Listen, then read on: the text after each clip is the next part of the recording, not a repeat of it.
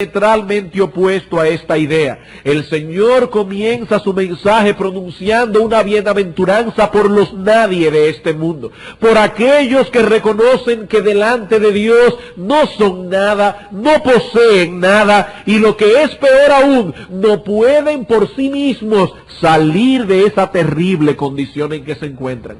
De ellos, dice el Señor, es el reino de los cielos. Pero si esto resultó chocante, la segunda bienaventuranza es más extraña todavía. Bienaventurados los que lloran, porque ellos recibirán consolación. Esta no es la imagen que el mundo tiene de un hombre bienaventurado. El mundo desea imitar a aquel que da la impresión de que todo está bajo control, de que no existe ningún problema que ellos no puedan manejar.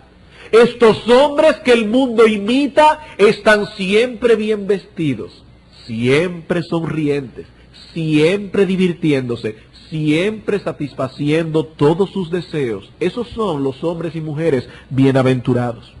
Parece que nada les preocupa, que son inmunes al dolor y a los problemas propios de esta existencia terrenal. Y el mundo dice, bienaventurados esos hombres. Parece que el mal no los toca, viven en una burbuja de cristal, tienen dinero para comprarlo todo, incluyendo a las otras personas.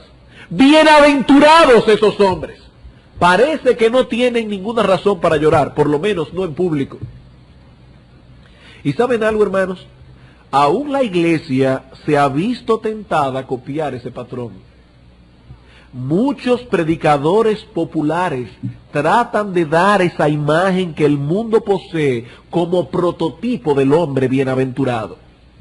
Y en sus sermones encontramos un marcado interés en hacer que la gente se sienta feliz, en hacer que la gente pase un buen rato, un buen tiempo escuchándoles, como Robert Schuller, por ejemplo, el de la Catedral de Cristal en California. Él dice, ¿cómo yo voy a hablar acerca del pecado, del infierno, del diablo, a personas que se pasan la semana entera estresados en su trabajo y vienen a la iglesia buscando un poco de solaz, un poco de paz y de quietud? ¿Cómo les voy a hablar de cosas que le inquieten? Y la gente sale de las prédicas de estos predicadores comentando, me gusta tal predicador, ¿es tan ocurrente en sus sermones? Ustedes pueden estar seguros de que eso no era lo que la gente decía de Cristo. El buen predicador debe ser interesante en su exposición, no que la gente se le duerme en las prédicas. Debe ser interesante su exposición, debe tener la capacidad de captar la atención de los que le escuchan, pero no haciendo uso de un lenguaje ligero. Este no es un lugar para hacer chistes, ni para entretener a nadie, sino para tratar con las almas de los hombres, almas inmortales que podrían estar escuchando hoy su último sermón, que podrían estar escuchando hoy la última exhortación de toda su vida, su última enseñanza, su última advertencia. No sabemos cuántos de los que están aquí hoy se presentarán en las próximas horas delante de Dios. Y eso no es un juego. Por eso decía alguien que no se puede ser payaso y profeta al mismo tiempo. O somos payasos o somos profetas, pero no las dos cosas a la vez. El predicador eficaz capta la atención de sus oyentes porque lo que dice toca sus necesidades espirituales más profundas. Él no está hablando en un vacío. Las personas salen convencidas de que ese hombre trató con su problema específico. Y en ocasiones se preguntará incluso, ¿habrá sido por mí que dijo eso? Se sentirá acusado por la predicación de la palabra de Dios. Y eso fue lo que hizo Cristo durante su ministerio. Él no vino a entretener a la gente, sino a tratar con sus almas. Y no hay dudas de que el Sermón del Monte estaba tocando las fibras más íntimas de sus necesidades espirituales. Estos hombres y mujeres oprimidos deseaban ser felices, Por encima de cualquier otra cosa deseaban la felicidad. Y ahora Cristo les dice, bienaventurados, felices con una felicidad plena los que lloran, porque ellos recibirán consolación. Lucas recogió esta segunda bienaventuranza de este modo. Bienaventurados los que ahora lloráis, porque reiréis. Y luego añade, ay de vosotros los que ahora reís, porque lamentaréis y lloraréis. Noten que no hay nada de malo en reír. Lucas dice, en su momento reiréis. Y en el Salmo 126 el salmista nos habla del gozo que experimentaron aquellos que volvieron de la cautividad, diciendo, entonces nuestras bocas se llenarán de risa. No hay nada malo en reír. Los que siembran con lágrimas segarán con gritos de júbilo. El que con lágrima anda llevando la semilla de la siembra, en verdad volverá con gritos de alegría, trayendo sus gavillas. Así que no hay nada pecaminoso en la risa per se. La risa tiene su lugar apropiado en el propósito de Dios, pero Cristo pronuncia un ay por la risa de este mundo, por aquellas cosas que hacen al mundo reír y que más bien deberían hacerlos llorar. Dice el autor de Romanos, el apóstol Pablo, que los hombres del mundo no solamente pecan, sino que se complacen con aquellos que pecan. Así que Cristo no está pronunciando un ay por la risa en sí misma, sino por el contexto mundano y pecaminoso en que esa risa fluye. Los que ríen como el mundo ríe, por las cosas que hacen al mundo reír, Cristo dice, tarde o temprano lamentarán y llorarán. Tarde o temprano lamentarán y llorarán. La bienaventuranza en el reino de los cielos es para los que lloran. Esto es paradójico, es contrario al pensamiento del mundo que solo busca divertirse. Pero debemos saber que todos aquellos que han conocido a Cristo y que ahora forman parte de su reino, conocen esta bienaventuranza por experiencia propia. Algunos dirán, pero pastor, si son bienaventurados, ¿por qué lloran? Y si lloran, ¿cómo pueden ser bienaventurados? Bueno, es acerca de esto precisamente que queremos hablar en esta mañana. Y para ello nos hemos trazado un plan de acción similar al que usamos para explicar la bienaventuranza anterior. En primer lugar, veremos este asunto desde un punto de vista negativo. ¿Qué fue lo que no quiso decir Cristo al decir bienaventurados los que lloran? Luego, en segundo lugar, pasaremos a considerar un punto de vista positivo, explicando el significado correcto de estas palabras, y finalmente veremos por qué son bienaventurados aquellos a quienes Cristo describe en el texto. Así que veamos en primer lugar el punto de vista negativo. ¿Qué no quiere decir Cristo en estas palabras? Podríamos decir que existen en el mundo tres tipos de lloro básicamente. En primer lugar, el lloro natural. Es decir, aquel lloro producido por razones naturales. En segundo lugar, el lloro pecaminoso, aquel que viene como resultado de nuestro pecado y de nuestra rebeldía contra Dios. Y en tercer lugar, el lloro espiritual, aquel que es producido por la operación de la gracia de Dios en la vida de un hombre. El lloro natural, el lloro pecaminoso y el lloro espiritual.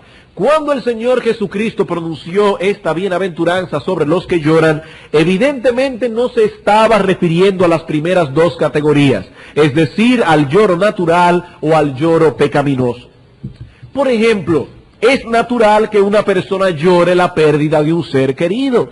Aún los cristianos lloran a sus muertos, incluso cuando estos han partido para ir a la presencia del Señor. Esto no tiene nada malo en sí mismo.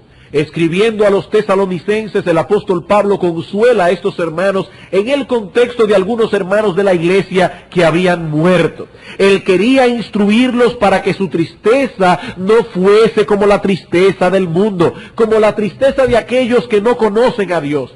Pero él no esperaba de ningún modo que estos hermanos fueran inmunes al dolor de la muerte. Y en el capítulo 4, versículo 13 dice él, no os entristezcáis como los otros que no tienen esperanza.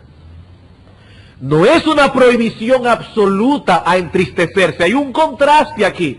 Dice el apóstol Pablo, algunos en la iglesia han muerto, han partido para estar con el Señor, sentimos su ausencia, su vacío en medio nuestro, y eso produce tristeza. Pero no os entristezcáis como aquellos que no tienen esperanza.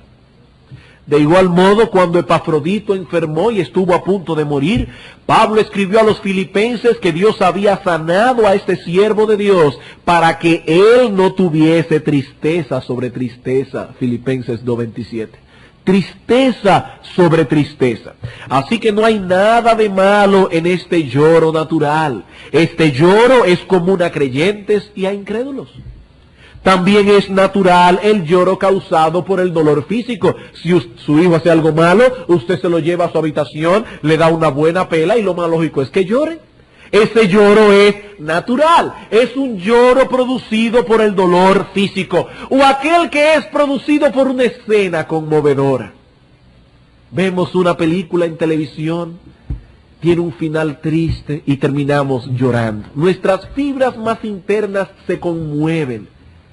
Y el resultado es llorar. Eso es natural. Ese lloro natural, insisto, no es pecaminoso en sí mismo, pero tampoco es bienaventurado. No es de ese lloro que Cristo está hablando aquí.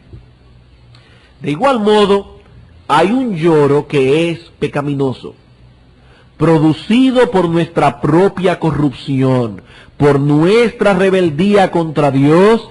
Y ese lloro no tiene nada que ver con la bienaventuranza que pronunció el Señor Jesucristo en el Sermón del Monte.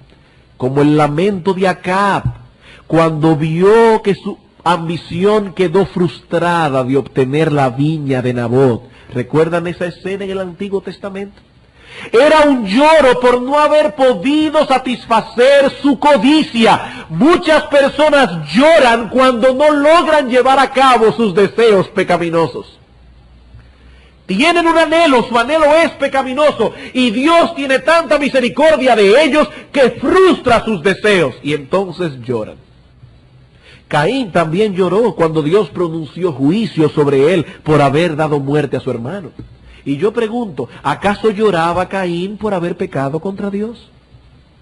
¿O acaso lloraba por haber tenido envidia de su hermano hasta el punto de perpetrar un homicidio? Por supuesto que no. Caín no lamentaba su pecado, sino más bien las consecuencias que habían venido sobre él por causa de su pecado. Un hombre borracho atropella a otro y cuando se da cuenta de lo que ha hecho llora y lo lamenta. Un ladrón es metido en la cárcel y lo lamenta y lo llora. Es el fruto de su pecado. Muchas personas lamentan el fruto que ha cosechado su maldad, mientras suspiran al mismo tiempo por la maldad misma. Si se les diera la opción de pecar sin fruto, pecarían rápidamente. Ellos no lamentan el pecado. Ellos anhelan el pecado, pero lamentan el fruto que sus pecados acarrean. En vez de abandonar su pecado, Caín se aferró a él, pero lamentaba que el juicio de Dios fuese tan severo. Oh, decía él, grande es mi castigo. No grande es mi pecado. Dice, grande es mi castigo para ser soportado. Él no veía la magnitud del pecado, sino más bien la magnitud del juicio divino. Eso es un lloro pecaminoso. Los que lloran así no son bienaventurados. Este lamento es más bien una maldición. Pablo llama a esto en 2 Corintios capítulo 7 versículo 10 la tristeza del mundo. Y nos dice que esa tristeza produce muerte. Ese fue el lloro de Judas, que después de traicionar a Cristo fue y se ahorcó en vez de buscar arrepentimiento. Entonces, como podemos ver, Cristo no está hablando aquí del lloro natural, ni está hablando del lloro pecaminoso. ¿De qué es entonces que el Señor Jesucristo está hablando en el Sermón del Monte. Vamos a ver el punto de vista positivo ahora. Si tomamos esta bienaventuranza en su contexto, veremos de inmediato que se trata de un lloro espiritual. De un lloro espiritual. El Señor comienza diciendo, bienaventurados los pobres, ¿pero qué pobres? Los pobres en espíritu. Y ahora añade, bienaventurados los que lloran. Uno viene como resultado del otro. Hay una secuencia aquí que no debemos perder de vista. El pobre en espíritu tiene ahora una visión de sí mismo que no tenía antes. Él pensaba que era meritorio delante de Dios y delante de los hombres. Se comparaba con algunos y veía que aquellos eran más malos que él. Y eso lo hacía sentir justificado. Después de todo, él no es tan malo. Pero un día, Dios tuvo misericordia de él. Y abrió su entendimiento para que comprendiera la santidad de Dios, sus demandas, para que pudiera evaluarse a sí mismo bajo esta nueva luz. Y entonces algo murió en su interior. Algo murió en él. Toda su confianza quedó devastada. El castillo que este hombre había construido sobre su autojusticia fue totalmente destruido. Y al igual que Isaías cuando pasó por esa misma experiencia, ahora este hombre dice, ¡ay de mí! ¡Ay de mí! Si ese es el carácter de Dios, estoy perdido, completamente perdido. Este hombre sabe ahora que para ser salvo tiene que depender enteramente de la justicia de otro, porque él no tiene justicia propia.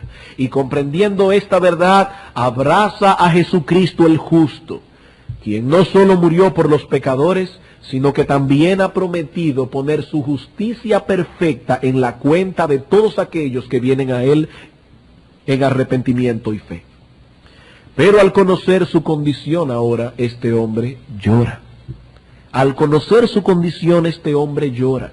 Este lloro es la respuesta emocional y volitiva del reconocimiento de nuestro estado frente a Dios. Es de ese lloro que Cristo está hablando.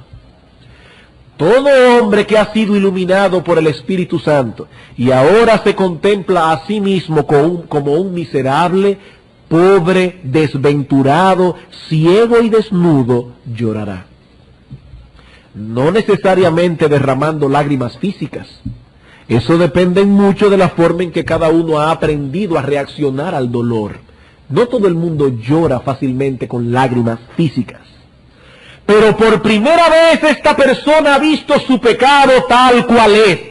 Él ha sufrido de repente un desengaño acerca de sí mismo. Ahora se da cuenta de que él no es lo que él pensaba que era. Y eso es doloroso. Y por ese dolor llora. Pablo llama a ese dolor la tristeza que es según Dios. Y nos dice que esa tristeza nos guía al arrepentimiento. Sin ese dolor por el pecado no hay arrepentimiento. Sin arrepentimiento no hay salvación. Así que nadie ha traspasado el umbral de la puerta estrecha por la que se entra en el reino de los cielos si no ha experimentado nunca ese santo dolor por su pecado. Nadie. El Espíritu Santo produce esa tristeza en el corazón de todos aquellos que son llamados eficazmente a salvación. Isaías capítulo 61, versículos 1 al 3. Isaías capítulo 61, versículos 1 al 3.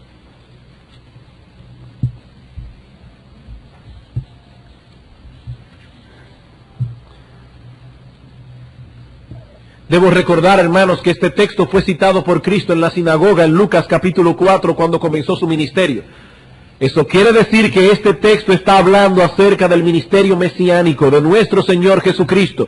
El Espíritu de Jehová el Señor está sobre mí. ¿Sobre quién? Sobre el Señor como el siervo de Jehová. El Espíritu del Señor está sobre mí porque me ungió Jehová. Me ha enviado a predicar buenas nuevas. ¿A quiénes? A los abatidos. A esos vino Cristo a sanar. A vendar a los quebrantados de corazón. no la tristeza natural, sino esa tristeza interna de un corazón quebrantado por causa de su pecado, a vendar a los quebrantados de corazón, a publicar libertad a los cautivos y a los presos apertura de la cárcel, a proclamar el año de la buena voluntad de Jehová y el día de venganza del Dios nuestro, a consolar a todos los enlutados, a ordenar que a los afligidos de Sión se les dé gloria en lugar de ceniza, óleo en lugar de luto, manto de alegría en lugar del espíritu angustiado, y serán llamados árboles de justicia, plantío de Jehová para gloria suya. ¿A quiénes les dará Cristo ese óleo de alegría? ¿A quiénes se le quitará su manto de ceniza para darle un manto de gloria? A aquellos que han estado de luto primero. ¿De luto por qué? Porque lloran su condición frente a Dios. Ahora saben algo que antes no sabían. Se han desengañado acerca de sí mismos. Se han dado cuenta por primera vez en su vida que no son la gran pieza como creía que eran. ¿Y saben lo que dice el Señor aquí? Que estos hombres y mujeres son plantíos de Jehová, árboles que Dios mismo ha plantado en el reino de su Hijo Jesucristo. Los árboles que el Padre mismo ha plantado en el reino de su Hijo tienen esas características. Entraron por la puerta del reino llorando. Y los que no tienen esa característica no han sido plantados por Dios el Padre. Y Cristo dijo claramente en Mateo capítulo 15, versículo 13, que toda planta que su Padre Celestial no plantó será desarraigada. ¿Cuáles son las plantas que Dios el Padre plantó? Las que lloran, dice el texto. Y Cristo dice, las plantas que no plantó mi Padre Celestial serán desarraigadas. ¿Por qué? Porque esos árboles no glorificarán a Cristo, porque poseen una visión distorsionada de su propia maldad, porque todavía ven el pecado con ligereza y probablemente están engañados y en tinieblas en cuanto a la naturaleza misma de la fe cristiana. Están engañados. Tal vez estas personas se han acercado a la iglesia y se han acercado al Evangelio porque ven en él una forma saludable de vida. Han ido detrás del estilo de vida de los cristianos, de su forma peculiar de comportarse. La iglesia es para esta gente como una especie de refugio que los puede guardar hasta cierto punto de la maldad que impera en el mundo. Pero ellos no han entendido aún que este es un asunto de vida o muerte, que tenemos una eternidad por delante y que necesitamos el Evangelio no como un estilo de vida, sino como una puerta para poder huir de la ciudad de la destrucción. Ellos no han entendido eso. Esa es la visión que tenía Pablo acerca del Evangelio, Romanos capítulo 1. Romanos capítulo 1. El apóstol Pablo no veía en el Evangelio simplemente un estilo de vida. El apóstol Pablo no veía en el Evangelio una moral más alta que los demás. El apóstol Pablo no veía en el Evangelio una especie de alcohólicos anónimos o de hogar crea. Eso no era la iglesia para el apóstol Pablo. En Romanos capítulo 1, versículo 16 al 18 dice, porque no me avergüenzo del Evangelio. ¿Por qué? Porque el Evangelio es poder de Dios para salvación a todo aquel que cree, al judío primeramente y también al griego, porque en el Evangelio la justicia de Dios se revela por fe y para fe, como está escrito, mas el justo por la fe vivirá. ¿Y por qué necesitamos, Pablo, ser salvados? Porque la ira de Dios se revela desde el cielo contra toda impiedad e injusticia de los hombres. He ahí la naturaleza de nuestro problema. La ira de Dios está sobre nosotros por causa de nuestro pecado. Y cuando un hombre entiende esto por primera vez, su respuesta emocional y volitiva es llorar. Llorar. Llorar su condición frente a Dios. El principal ídolo de los hombres son ellos mismos. Pero estos hombres de quienes Cristo habla en Mateo 5:4 han visto su ídolo caer delante de ellos. Su ídolo ha sido destruido delante de sus ojos. Antes eran como el fariseo que daba gracias a Dios porque él no era como los otros hombres. Ahora son como el publicano, que ni se atreve a alzar sus ojos al cielo, sino que profundamente humillado dice: Dios, sé propicio a mí, pecador. Y yo te pregunto, hermano, amigo que estás aquí en esta mañana, ¿conoces tú esa clase de tristeza? ¿Has experimentado tú alguna vez ese tipo de dolor? Cristo dice que estas personas son bienaventuradas. Estas personas están evidenciando que son pobres en espíritu, y como son pobres en espíritu serán admitidos en el reino de los cielos. Los otros descenderán a la condenación eterna confiados en su propia justicia. Pero hay algo más en nuestro texto que no debemos pasar por alto. Cristo no dice aquí: bienaventurados los que han llorado. ¿Verdad que no? Que eso no es lo que el texto dice. Cristo dice: bienaventurados los que lloran. No los que lloraron el día de su conversión, sino los que lloran en un presente continuo. Esta es una característica que acompañará a los ciudadanos del reino hasta que lleguemos a la Canaán celestial. Y la pregunta ahora es: ¿y por qué causa lloran ahora los cristianos? Yo entiendo que el día que yo comprendí mi corrupción y vi mi maldad, lloré. Pero ¿por qué se supone que debe seguir llorando el cristiano? Bueno, en primer lugar, los cristianos lloran aún porque saben que todavía son vencidos en ocasiones por el pecado. Porque saben que aunque no practican el pecado, aún así cometen diariamente pecados de omisión y comisión. Y he aquí una gran diferencia entre el hipócrita y el cristiano. El hipócrita vive encubriendo y justificando su pecado. Eso es una característica típica del hipócrita. Cuando usted va a amonestarlo, se encontrará con una justificación. Él vive encubriendo su pecado, justificando su pecado. El cristiano llora por él. Son diferentes en sus reacciones. El cristiano llora por su pecado. Llora cuando percibe que en su cuerpo no glorificado hay tanta maldad, tanta corrupción. Cuando percibe en ocasiones cómo la incredulidad trata de arroparle otra vez, o el orgullo, o la ambición por las cosas de este mundo. Y cuando le es dado conocer más profundamente lo que no conocía, más de lo que conocía antes de su maldad, se siente compelido a gritar con el apóstol Pablo: miserable de mí, ¿quién me librará de este cuerpo de muerte? Hay momentos en que Dios permite que uno vea dentro de su corazón.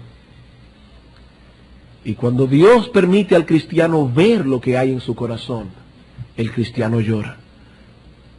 Aún sin pecar. Aún sin pecar, llora solamente por saber que él es capaz de cometer ese pecado, aunque no lo haya cometido.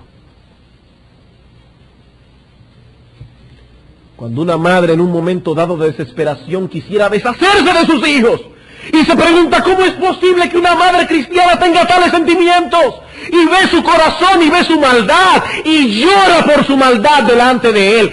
El cristiano lloró y seguirá llorando hasta que lleguemos al cielo y seamos librados de este cuerpo de muerte. Cuando estamos leyendo la Escritura y de repente nos vienen dudas a la mente, y dudamos acerca de la bondad de Dios, y dudamos por qué Dios hizo esto y Dios hizo aquello en el Antiguo Testamento o en el Nuevo Testamento.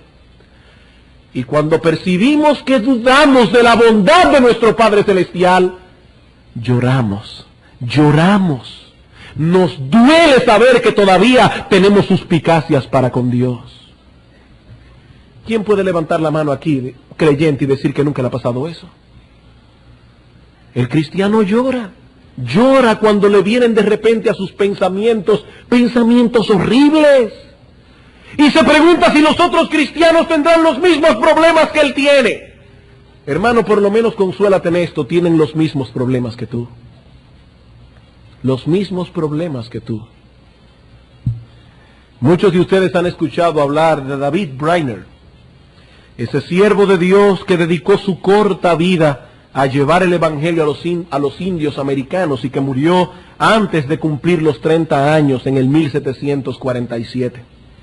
Por la providencia de Dios, su diario íntimo vino a caer en las manos de Jonathan Edwards, el padre de su prometida, quien se tomó la libertad de publicar su diario para beneficio de todo el pueblo de Dios.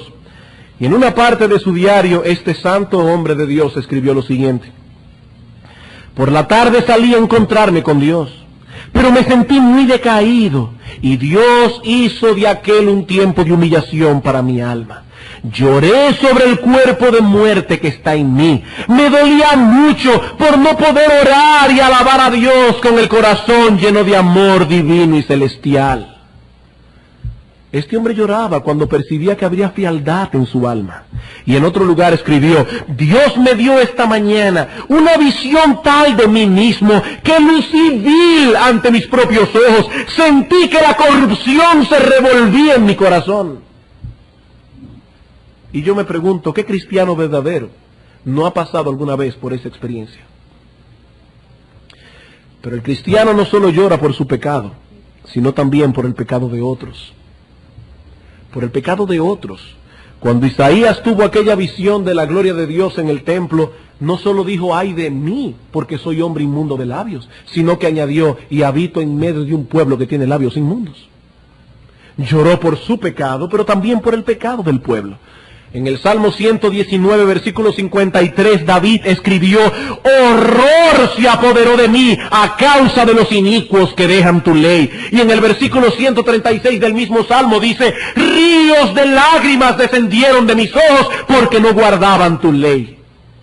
Mientras más grande es el amor de un hombre hacia Dios, más horror siente al contemplar cómo se multiplica la maldad en este mundo caído. El cristiano verdadero no puede ser indiferente a estas cosas. Cuando leen los periódicos u oyen las noticias que la nación más poderosa del mundo está abogando por la permisibilidad del aborto o por la aceptación de la homosexualidad como algo natural y normal, el cristiano verdadero no solo siente indignación, sino también dolor. Dolor no solamente porque la gloria de Dios está siendo pisoteada, sino también porque están conduciendo a esos hombres y mujeres esclavizados al pecado, a las llamas del infierno. Oh sí, los derechos de los homosexuales. No creemos que el homosexual ha cometido un pecado que no pueda ser salvado por Dios, porque Dios ha tenido misericordia de algunos. Pero ¿saben cómo Dios tiene misericordia de esos hombres y mujeres? Cuando les hace sentir su vergüenza. Pero cuando un gobierno comienza a permitir estas cosas como algo normal y natural, le están enseñando a esos hombres y mujeres a no sentir vergüenza. Y deben sentir vergüenza porque son unos depravados. Deben sentir vergüenza. Deben sentir vergüenza. Y el cristiano debe llorar por eso. El cristiano debe sentirse mal de vivir en un mundo tan perverso. Pero el cristiano no solo llora por su pecado y por el pecado del mundo, sino también por el pecado de la iglesia. Por el pecado de la iglesia. En el libro de Ezequiel encontramos un texto que debería mover nuestros corazones en ese sentido. Ezequiel capítulo 9. Ezequiel capítulo 9. Versículos 3 al 4.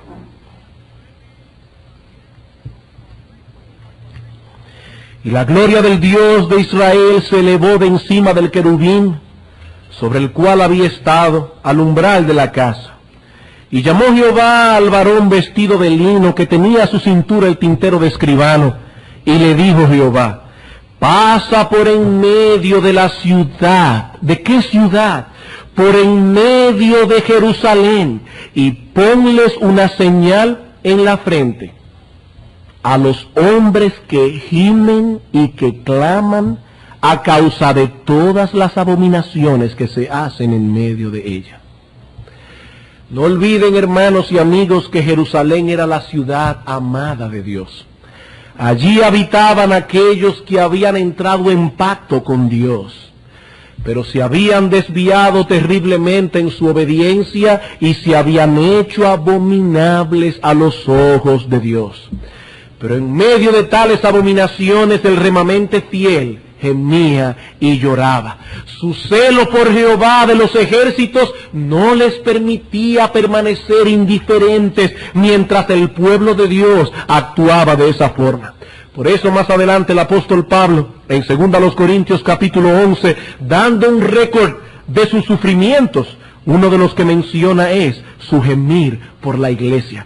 2 Corintios capítulo 11, versículos 28 al 29. Pablo había pasado por muchos sufrimientos a lo largo de su vida. Trabajo, fatiga, desvelos, hambre, sed, desnudez, frío.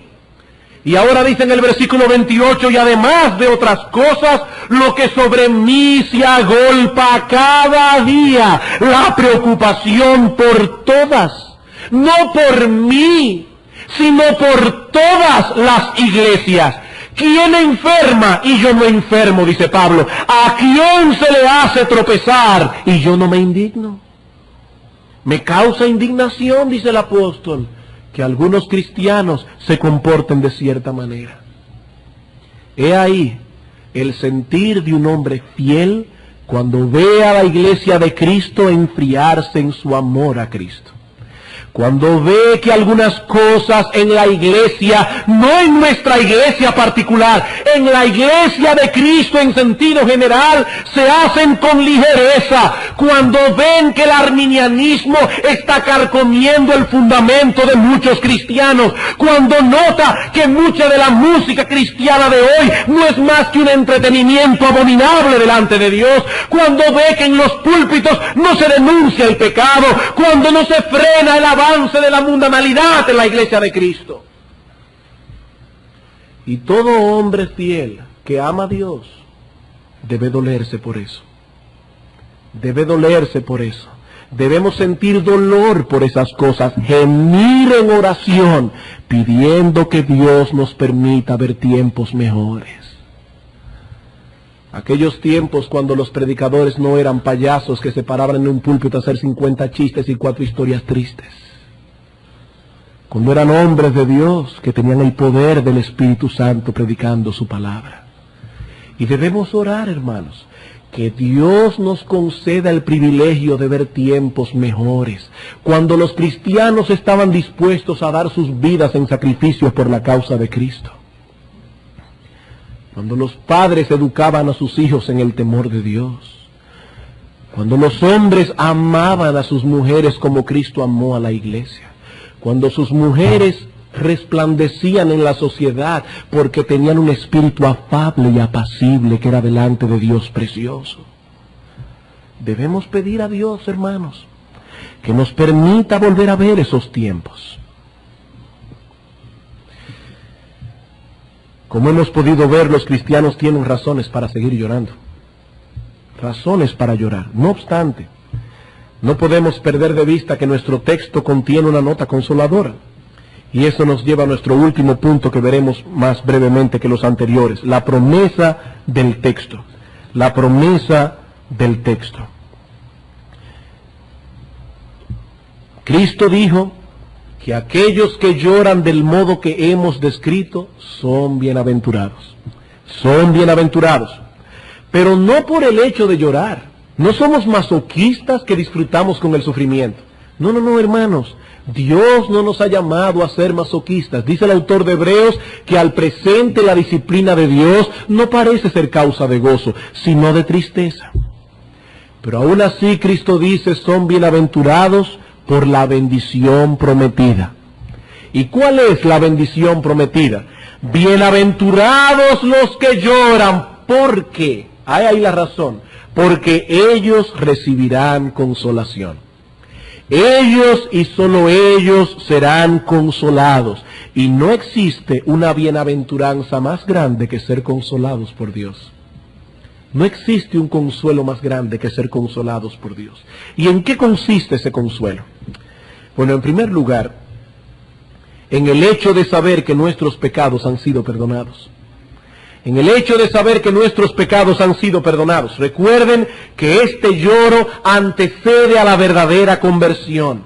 Y cuando un hombre ha sido convicto de pecado, nada es más consolador que recibir en su corazón la seguridad de que Dios le ha perdonado, de que Dios mismo ha removido su culpa. Y Cristo habla al corazón de esta persona, no con palabras audibles, pero Cristo habla al corazón de esta persona y le dice: tus pecados han sido perdonados. Es el consuelo de saber que a pesar de lo que somos, hemos sido aceptados en el amado. Dios ha prometido que no despreciará al corazón contrito y humillado. Y Cristo dijo en una ocasión: venid a mí los que estáis trabajados y cargados. Si Dios ha puesto un peso en tu corazón por causa de tu pecado, dice Cristo: venid a mí los que estáis trabajados y cargados, yo os haré descansar. Venid a mí y hallaréis descanso para vuestras almas. Serán consolados, serán consolados. En segundo lugar, hay en el texto también una promesa de consuelo constante. No dice aquí simplemente: bienaventurados los que lloraron porque fueron consolados. Dice: bienaventurados los que siguen llorando porque seguirán siendo consolados. Los que lloran son bienaventurados porque serán consolados cuando lloren. Serán consolados. Cuando lloren por causa de su maldad, recibirán la consolación de saber que en Cristo no solo hay perdón para nuestros pecados actuales, sino que también está la gracia necesaria para vencer las tentaciones.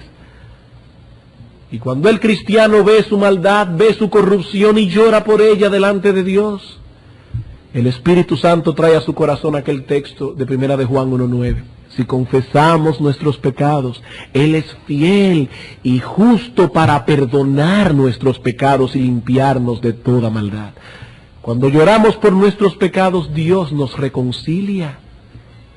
Y no solo nos reconcilia, sino que nos recuerda que su gracia es suficiente para seguir en victoria. Judas 24 y 25, y aquel que es poderoso para guardaros sin caída y presentaros sin mancha delante de su gloria con gran alegría, al único y sabio Dios nuestro Salvador, sea gloria y majestad, imperio y potencia, ahora y por todos los siglos. Amén. Pero los únicos habitantes del planeta que leen ese texto con alegría son aquellos que conocen su pecado. Son aquellos que primero lloran por su maldad, y cuando leen textos como esos, su corazón es consolado con el consuelo de Dios. Dios es bueno y perdonador, y grande en misericordia para con todos los que le invocan. Eso es una buena noticia para los que lloran. Para los que lloran. Cuando lloren por el estado en que está el mundo, recordarán que Dios es soberano y que en realidad a Satanás le queda poco tiempo. Que mientras tanto Dios sigue siendo poderoso para llamar a los pecadores eficazmente al arrepentimiento. Que el hombre fuerte, el diablo, ha sido atado y podemos saquear su casa. Y nos gozamos con eso. Y cuando lloren por el estado de la iglesia, se consolarán recordando que no importa qué tan grave sea la condición del pueblo de Dios en algunas épocas, las puertas del Hades no prevalecerán contra la iglesia. ¿Qué tiempo fue más oscuro para la iglesia de Cristo que la Edad Media? ¿Pero qué fue la Edad Media? No fue más que el preámbulo para el amanecer de la Reforma. Esa oscuridad, esas tinieblas en que la Iglesia Católica Romana hundió al mundo entero, de repente vio la luz. La luz de hombres y mujeres que estuvieron dispuestos a dar su vida en las mazmorras de la Santa Inquisición, muriendo y derramando su sangre por la causa de Cristo. ¿Y qué tiempo ha sido más glorioso que el tiempo que siguió al medioevo? ¿Qué tiempo ha sido más fructífero para la iglesia de Cristo? ¿Y saben lo que podemos pensar, hermanos? que toda esta oscuridad en que ha estado sumida la Iglesia de Cristo en el final del siglo XVIII y todo este siglo en el que estamos viviendo probablemente estén precediendo un tiempo glorioso. Cristo dijo que las puertas del Hades no prevalecerían contra la Iglesia. Y cuando los cristianos lloran y gimen y lamentan cuando ven el estado de la Iglesia actual, Dios consuela sus corazones, sabiendo que probablemente veremos con nuestros ojos tiempos mejores. En todo tiempo, Dios se ha reservado un remanente fiel que sabrá mantener en alto el honor de Cristo y la gloria del Evangelio. Pero nos queda un consuelo que no podemos perder de vista: el consuelo final de los cristianos. Cuando lleguemos a aquel lugar donde Dios enjugará toda lágrima de los ojos de ellos, y ya no habrá muerte, ni más llanto, ni clamor, ni dolor. Hermanos, al igual que en las